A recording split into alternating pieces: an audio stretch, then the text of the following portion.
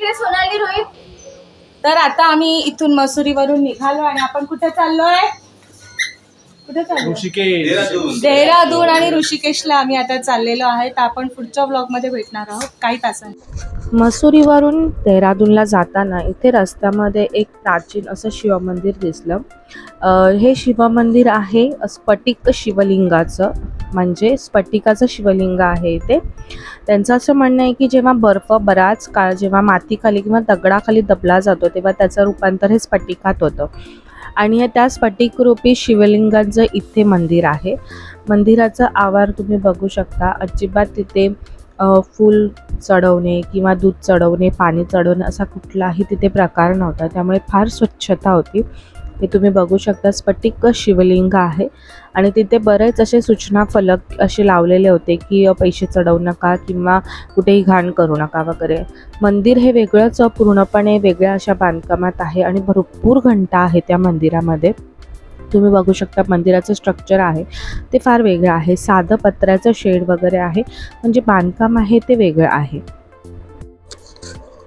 मंदिराच्या बाजूलाच हे एक दुकान आहे. हे ॲक्च्युली एकच दुकान आहे पण त्यांच्याकडे भरपूर व्हरायटीज आहे.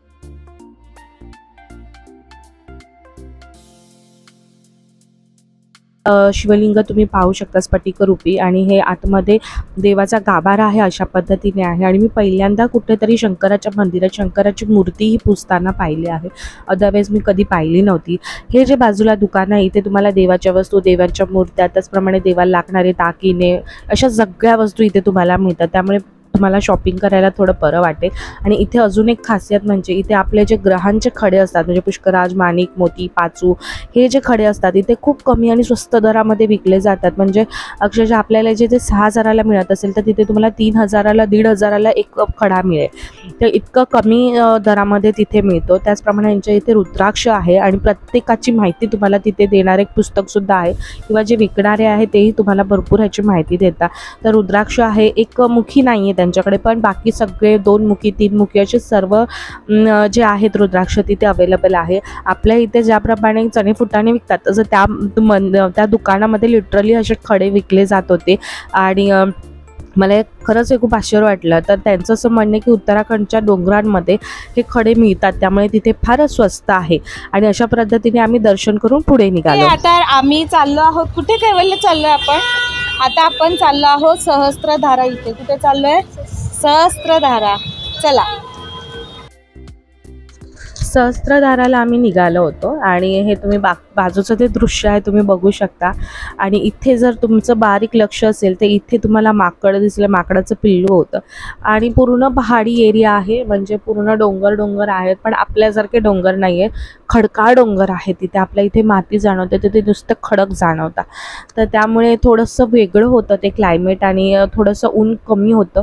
पण देहरादूनमध्ये असल्यामुळे आम्हाला वाटलं थंडी अपेक्षित होती पण थंडी नव्हती. तिथे बऱ्यापैकी ऊनच लागत होतं. आणि इकडचे नद्यांची एक खासियत म्हणजे मोठाले दगड, मोठाले खडकं तुम्हाला त्या नद्यांमध्ये दिसतील. तुम्ही बघू शकता केवढं मोठे ते दगड आहेत, म्हणजे ते प्रत्यक्षात पाहताना खूप मोठे मोठे जाणवत होते. आणि तुम्हाला आता व्हिडिओमध्ये कितपत दिसतात मोठे माहिती नाही, पण मला असं वाटत होतं की बापरे, ही नदी वाहताना किती सारे दगड स्वतःबरोबर घेऊन वाहते. आणि खूप भरपूर म्हणजे त्या नद्यांना पाणी असतं पावसाळ्यामध्ये.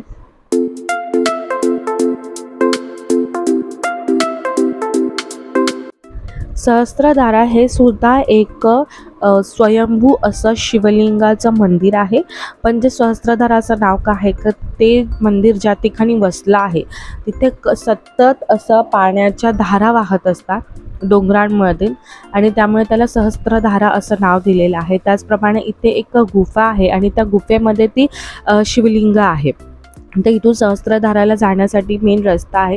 तिथून आत गेलं की असे तुम्हाला प्रत्येक ठिकाणी अशी शॉपिंगसाठी दुकानं दिसतील. त्यामुळे ज्या वस्तू आपल्याला आपल्या एरियामध्ये किंवा आपल्या भागात मिळतात त्या तुम्हाला तिथेही दिसतील. त्यामुळे थोडंसं शॉपिंगचा मोह तिथे आवरावा. हा अगदीच वेगळी एखादी वस्तू तुम्हाला वाटली तर तुम्ही घ्या, पण शक्यतो नका. सहस्त्रधाराला जायच्या आधी तिथे एक तलाव म्हणू शकता किंवा आपले जे नैसर्गिक धबधबा असतात त्या धबधब्याला थोडंसं पाणी अडवून त्या लोकांनी तिथे पोहण्यासाठी किंवा पाण्यात भिजण्यासाठी त्या लोकांनी अशी जागा केलेली आहे. आणि बाजूलाच तिथे असं थोडंसं कॅफे आहे. थोडीशी अस्वच्छता होती, थोडीशी होती, फार नाही. पण आता एवढी पब्लिक जाते म्हणतात ते थोडंफार तर ते होणारच. तर इथे भरपूर सगळी माणसं पाण्यामध्ये पोहत होती. तर इथे नॅचरल जे धबधबे असतात त्याचं पाणी हे अशा पद्धतीने अडवलेलं आहे. सिमेंटची पोती वगैरे लावून तुम्ही बघू शकता. त्याचप्रमाणे नॅचरल अशी दगडं आहेत ती आडवी झाली आहेत आणि त्याच्यामुळे ते पाणी कुठेतरी जमा झालं आहे आणि त्यामध्ये लोक आरामशीर असा भिजण्याचा आनंद वगैरे घेत होते. आम्ही काही फार इथे भिजलो नाही, कारण की ते क्लायमेट बघून आमची काही इच्छा झाली नाही. आणि हे जे तुम्ही वरती आता गुफा बघताय डोंगराळ, ह्या स्वयंभू गुफा आहेत, म्हणजे स्वतःहून निर्माण झालेल्या गुफा आहेत. आणि ह्या सगळ्या गुफांमधून झरे वाहत आहेत आणि लिटरली तो तेवढाच भाग फक्त हिरवळ आहे का तर तिथे फक्त पाणी वाहत आहे. आणि त्याच्या एका गुफेमध्ये आपल्याला शंकराची पिंड आहे ती बघायला मिळणार आहे. तर अशा पद्धतीने हे थोडंसं तिथलं वातावरण होतं. तिथून खालचं जे धबधबा होता तिथून आम्ही वरती आलो आम्ही मंदिराकडे जाण्यासाठी. पण हे जे तुम्ही दगड पाहताय हा मधोमध जो एक म्हणजे अशक्य होतं ते पाहणं, आणि मी कधीच पाहिलं नव्हतं, त्यामुळे मला फार ते वेगळं वाटत होतं. आणि हा आहे मंदिराचा रस्ता. तर आता आपण चाललो आहोत सहस्त्रधारा स्वयंभू शिव मंदिराकडे. आणि ही नदी आहे, कुठली नदी आहे मग आम्हाला नाव नाही कळलं, कारण की तिथे असं कोण गाईड वगैरे नव्हतं की काय सांगू शकेल वगैरे. त्यामुळे कुठल्या नद्यांची वगैरे नावं नाही आम्हाला समजली. आम्हाला फक्त एक गंगा नदीच समजली तिथे. तर आता आपण मंदिराकडे चाललो आहे. हे शॉपिंग वगैरे मान्य होती, त्यामुळे तिला ओढत ओढत मुलांना आम्हाला घेऊन जावं लागत होतं. आणि आहे शिवगुफा मंदिर, द्रोण गुफा शिव मंदिर आहे ॲक्च्युली याचं नाव. पण त्या पूर्ण जागेला नाव आहे सहस्त्रधारा.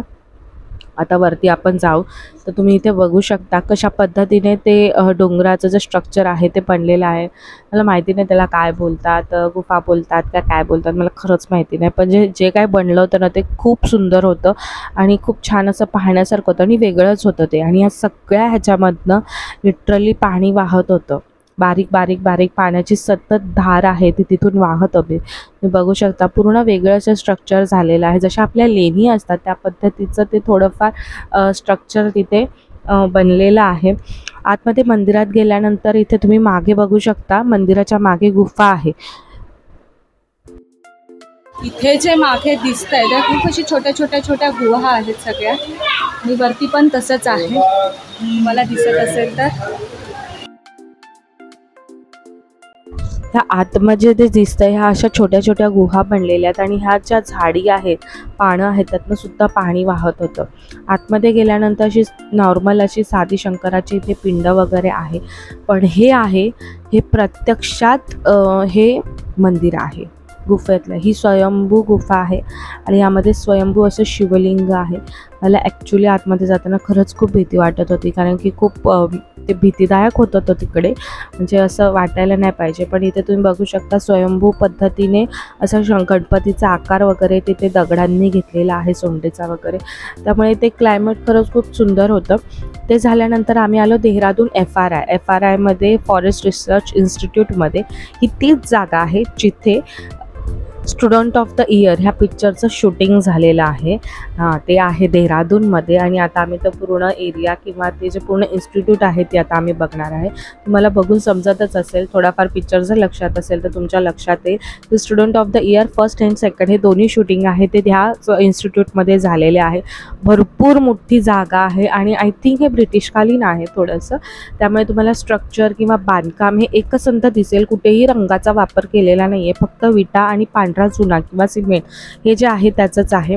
हे जे तुम्हाला पिलर्स दिसत आहेत हे सगळे पिलर्स एकसारखे आणि समान आहे, कुठेही वरखाली नाही आहे. आणि हे बांधकाम अत्यंत सुंदर आहे. तुम्ही बघू शकता सरळ असे पिलर्स आहे. दोन्ही बाजूला जे कॉरिडॉर आहेत ते अत्यंत सुंदर असे बांधलेले आहे, एकसंध, कुठेही वरखालीपणा असं अजिबात नाही. आणि हे खरंच खूप बघायला खरंच खूप भारी आहे.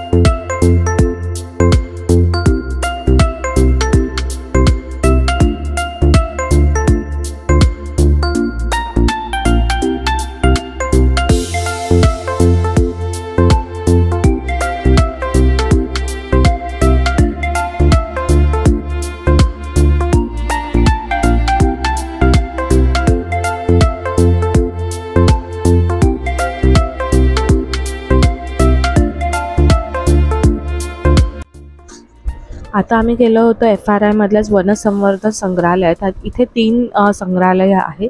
एक संग्रहालयामध्ये मोबाईल अजिबात अलाउड नव्हता, त्यामुळे तिथे काही वापरता नाही आलं.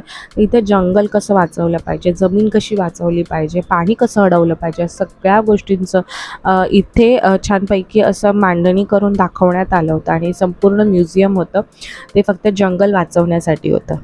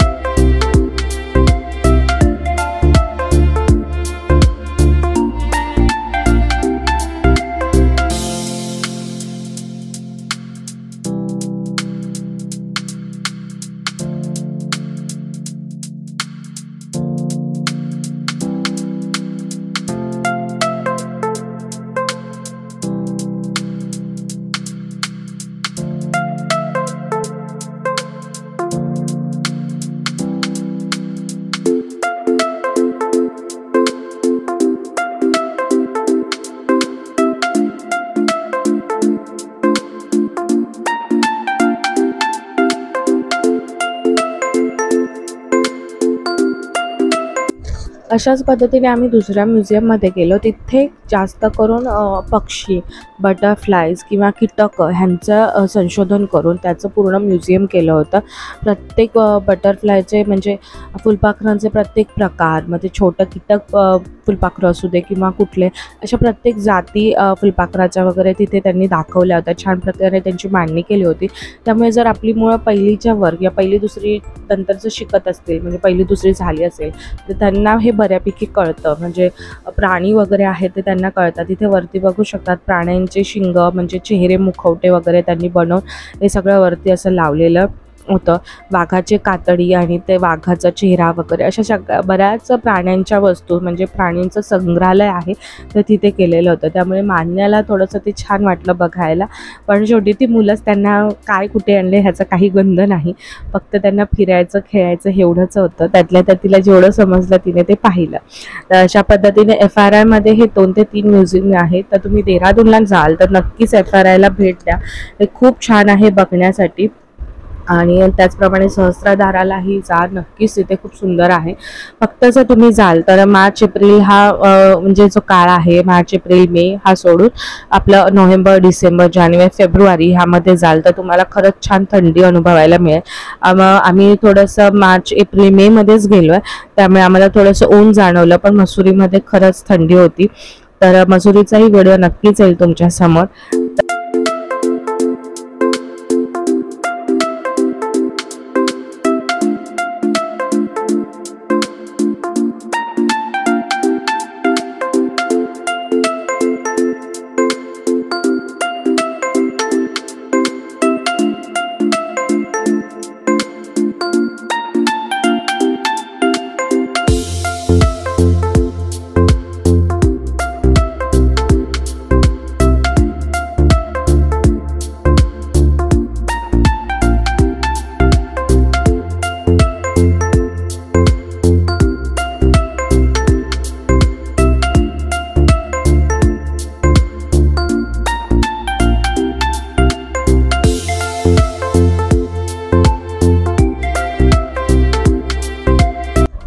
छानपैकी देहरादून व्यवस्थित बघून, हे म्युझियम्स बघून झाल्यानंतर आम्ही निघालो ऋषिकेशला रात्री 8:30ला वगैरे आम्ही पोचलो आणि सकाळी पहाटे 6 वाजता हा नजारा आमच्या समोर होता. फार सुंदर होतं, फार सुंदर.